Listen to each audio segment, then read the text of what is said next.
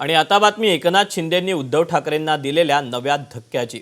ठाकरेंचे विधान परिषद आमदार सचिन अहिरांना एकनाथ शिंदेंनी गळाला लावल्यानंतर अहिरांकडे मोठी जबाबदारी देण्यात आली। विधान परिषदेच्या उपसभापतीपदी अहिरांची नियुक्ती करण्यात आली।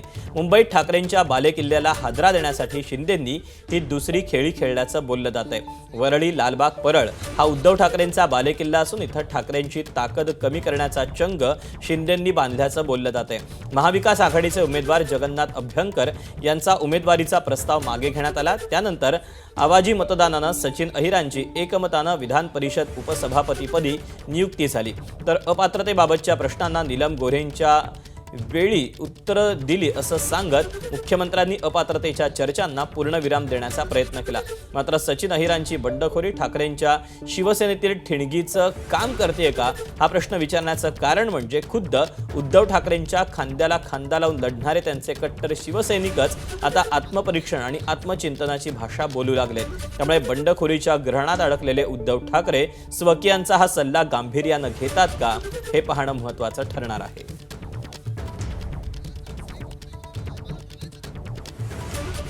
आम्हाला सगळ्यांना आत्मचिंतनाची गरज आहे। पक्ष हा शिवसैनिकच वाढवतो आणि मूळ शिवसैनिक, बाकी सगळी वाऱ्यावरची वरात असते, येतात जातात। आता सचिन अहिर असं म्हणतात की राजकीय भविष्यासाठी मी आलो। खरं म्हणजे त्यांचा पराभव सुनील शिंदेने केला तेव्हा त्यांच्या राजकीय कारकिर्दीला पूर्णविराम तेव्हाच लागला होता आणि सुनील शिंदेंसमोर टिकणं पुन्हा एकदा त्यांना शक्य नव्हतं। आदित्य ठाकरे 2 वेळा आमदार झाले।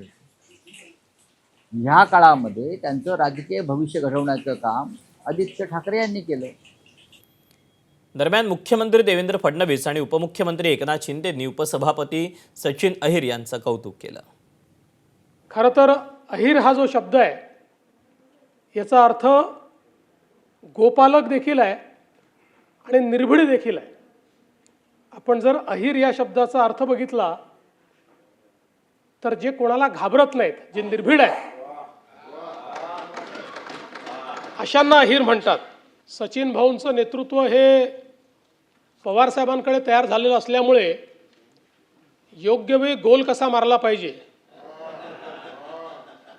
याचा नेमका अनुभव त्यांच्याकडे आहे। जो तूफान में जो शांत रहे उसे समंदर कहते हैं, जो हर दिल पर राज करे वो सिकंदर कहते हैं। म्हणजे तुमच्याबद्दल बोलतो म्हणजे तुमच्याबद्दल मगाशी मुख्यमंत्र्यांनी फार काय काय सांगितलं ना, त्यामुळे तुम्ही सगळ्या क्षेत्रामध्ये चांगलं काम केलेलं आहे आणि त्यामुळे नक्कीच या सभागृहाला मान सन्मान आणि न्याय आपल्याकडून मिळेल। हे मी का म्हणालो, दहीहंडीला तर 2 महिने बाकी आहेत, पण तुम्ही यशाची हंडी आजच फोडून टाकलेली आहे। दरम्यान अनिल परब यांनी केलेल्या टीकेला नीलम गोऱ्हेंनी उत्तर दिलं, आपण पाहूया। दादांनी मगाशी एक सुरुवातीला म्हटलं की माझ्या मनात थोडी भीती होती।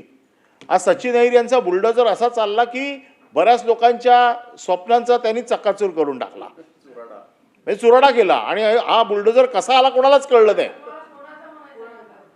आम्ही काही लोकांचा, मला वाटतं मला व्हावं, काही लोकांचा केला, बसून बोलू नका। आणि मग अशा लोकांच्या दुःखावरती जर कोणी फुंकर मारली असती तर फार मोठा चमत्कार झाला नसता, पण निवडणुकीत थोडा बहुत चमत्कार झाला असता ही भीती दादांच्या मनात होती।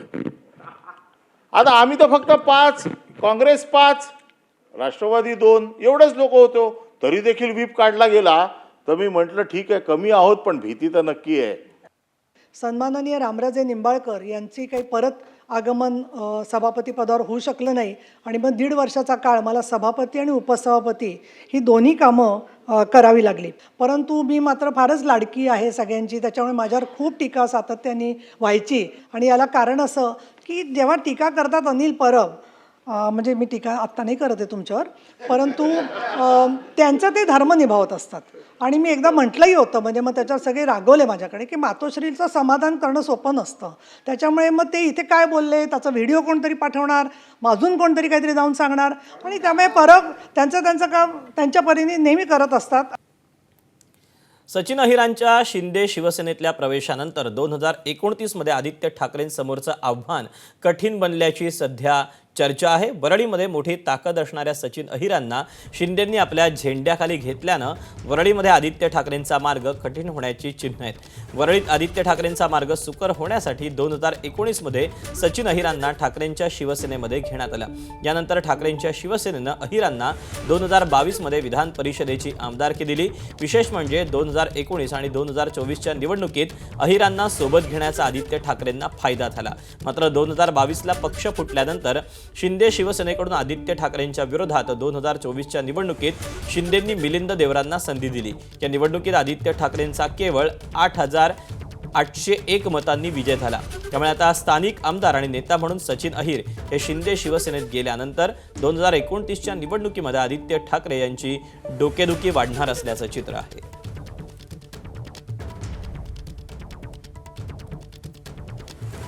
अरे ठीक आहे ना, काही फरक नाही पडत असले नसले तरी। म्हणजे सकाळी त्यांनी मला मेसेज पाठवले की उभे नाही राहणार, पण हे सगळ्या म्हणण्याच्या गोष्टी असतात। महत्त्वाची गोष्ट हीच आहे की कोणी कुठूनही उभं राहिलं। आपण पाहिलं ना, वाराणसीत पण 3दा एका उमेदवाराला मागे जावंच लागलं, ट्रेलिंग होतेच।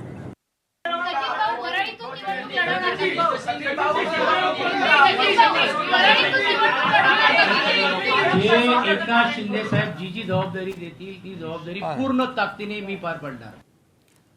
सचिन अहिरांच्या रूपानं मोठा धक्का दिल्यानंतर आता ठाकरेंचा आणखी एक शिलेदार शिंदे फोडण्याच्या तयारीत असल्याचं बोललं जात आहे। ठाकरेंचे आणखी एक विधान परिषदेचे आमदार सुनील शिंदेंना सोबत घेण्यासाठी शिवसेनेचे प्रयत्न सुरू असल्याचं कळतंय।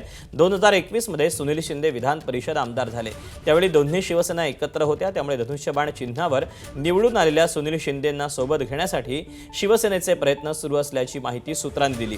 त्यांची विधान परिषदेची टर्म ही 2027 मध्ये पूर्ण होणार असल्यानं त्यांना गळाला लावण्याचा सध्या प्रयत्न, तशा हालचाली सुरू असल्याची माहिती आहे।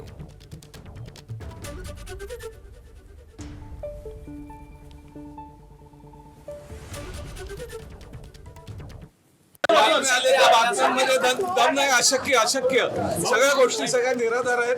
हे जे कोण माझे हितशत्रू आहेत त्यांना माझ्यावर जास्त प्रेम आहे। आम्हाला माहिती आहे तो कोण हितशत्रू आहे। तुम्ही स्वतः पण बघत असतील तर अशक्य। सुनील शिंदे हा कट्टर बाळासाहेबांचा सैनिक आहे। तो कुठल्याही परिस्थितीमध्ये पक्ष सोडणार नाही। त्याची निष्ठा बाळासाहेबांवर, उद्धवजींवर आहे। काल त्यांचं तुम्ही ऐकलं असेल। एकनाथ शिंदे उद्धव ठाकरेंचे खासदार आमदार फोडतायत, यावरून राज्यात राजकारण तापलं। यावरून मनसे प्रमुख राज ठाकरेंनी जळजळीत टीका केली। त्यांनी भाजपला लक्ष्य करत भाजप म्हणजे पत्त्याचा उलटा बंगला असल्याचं म्हटलेलं आहे। महाराष्ट्रात सध्या जे काही सुरू आहे ते घाणेरडं आणि भयानक आहे। प्रश्न विकत घेणाऱ्यांबाबत नाही तर विकल्या जाणाऱ्यांबाबत आहे।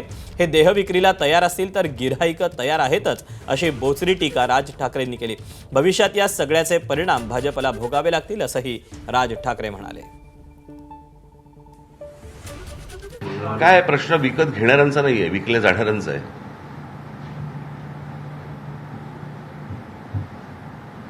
हो की नाही? आता देह विक्रीला जर समजा हे तयारच असतील तर गिऱ्हाईक आहेतच। हे सगळं अमित शहांचं राजकारण सुरू आहे। शिवसेनेचे 6 खासदार फोडले, भाजपमध्ये का नाही गेले? टीएमसीचे 22 खासदार फुटले, वेगळा गट का केला? उद्या जर मला त्याच्यावरती दावा सांगायचा असेल पंतप्रधान पदावरती, तर मला हे बाहेरून मला लोक, जर आतमध्ये विरोध झाला तर मला हे बाहेरून लोक मतदान करतील किंवा पाठिंबा देतील। खूप गलिच्छ हे जे आता काय महाराष्ट्रात पण जे काय फोडाफोडीचं सगळं राजकारण सगळं सुरू आहे आता, हे काही उमदं राजकारण नव्हे, हे चांगलं राजकारण नव्हे। उद्या सत्ता गेल्यावरती या अशाच प्रकारच्या गोष्टींचा भारतीय जनता पक्षालाही त्रास होईल। त्यावेळेला काय कराल? आपण काय करतोय, कुठपर्यंत जातोय, कुठपर्यंत जायचं, याला काय मर्यादा आहेत की नाही? तर राज ठाकरेंनी केलेल्या याच टीकेला महायुतीच्या नेत्यांनी कसं प्रत्युत्तर दिलं ते आपण पाहूया। त्यांचे 6 नगरसेवक फुटले तेव्हा ते भाजपात का नाही आले असं का नाही विचारत ते? त्यामुळे मला वाटतं की राजसाहेब ठाकरेंना कदाचित माहिती कमी असावी। जे फुटले त्यांनी त्यांच्या तिकडचं स्थानिक राजकारण सोयीचं जे त्यांना वाटलं तो निर्णय घेतला। आणि भारतीय जनता पार्टी कुठल्याही तोडाफोडीच्या राजकारणावर भरोसा करत नाही। भारतीय जनता पार्टी स्वबळावरती, स्वताकदीवरती निवडून येते आणि भारतीय जनता पार्टी हा सक्षम पक्ष आहे. त्यामुळे सातत्याने तिसरी वेळा केंद्रात आणि जर गद्दारी झाली नसती तर तिसरी वेळा राज्यात देखील आम्ही सातत्याने राहिलो असतो. परंतु आता देखील जवळजवळ राज्याचे मुख्यमंत्री म्हणून देवेंद्रजींची 7 वर्षाची टर्म चालू आहे. राज साहेबांनी आपलं मत या ठिकाणी व्यक्त केलेलं आहे. हे सगळं भविष्यवाणी आहे. मग खरंच पंतप्रधान बदलणार आहेत का? मग त्यावेळेला लॉबिंग होणार आहे का? आणि पक्षातला एखादा गट असा पंतप्रधानासाठी दावेदार असला तर त्याला शिंदेसाहेब पाठिंबा देणार आहेत. ह्या सगळ्या भविष्यवाणी आहेत. म्हणून त्याच्यावर आता वक्तव्य करणं योग्य होणार नाही. ज्या वेळेला असे काही प्रसंग येतील त्यावेळेला एकनाथ शिंदेसाहेब आपला निर्णय सांगतील.